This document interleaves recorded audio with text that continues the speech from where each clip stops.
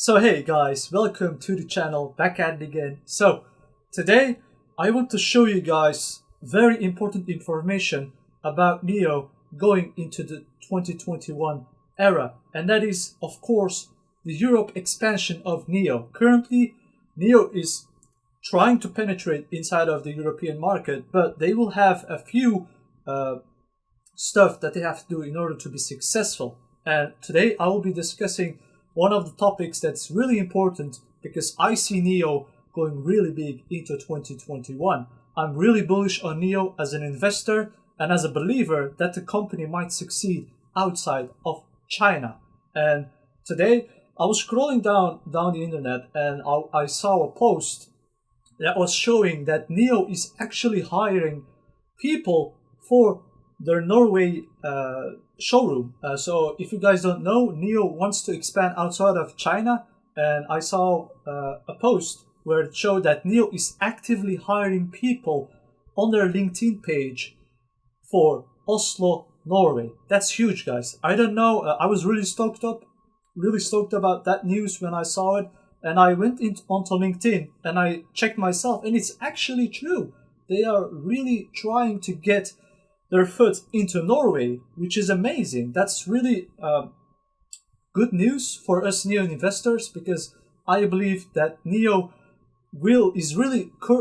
has a lot of ambitions to be successful outside of China. But here are a few stuff that we need to keep in mind when we see NIO expanding outside of China, and that is Norway has another culture. Like China has, every country has a certain culture. Every people living in a certain country might have different needs when purchasing a car, and people in Southeast Asia might have different things that they care about when they purchase a car, because buying a car is like, it's not something that you do that you decide on within a few minutes. You really have to think about making a huge investment buying a car. And I believe that NIO needs to do a lot of research before stepping into the Norway ecosystem, because Norway is, if you guys don't know, Norway is not a member of the European Union. We know that NIO is trying to get a foot inside of Europe, but Norway is actually one of the founding members of the European Free Trade Association.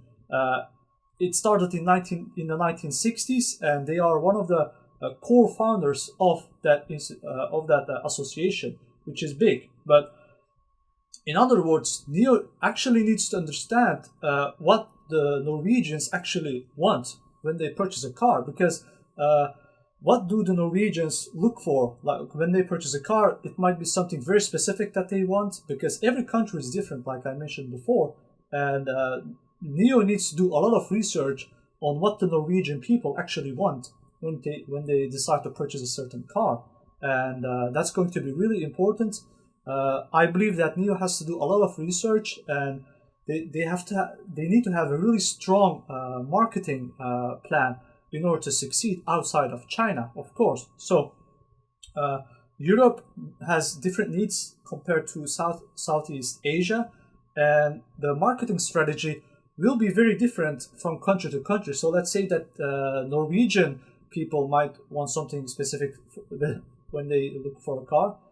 The same information might not apply for Germans. Germans might have a completely different taste in a certain car when they look out for NIO. So I believe that NIO has to be really careful with their marketing strategy going into Europe, and I'm really looking forward to when NIO will finally open their first showroom outside of China. I'm really stoked up about that one.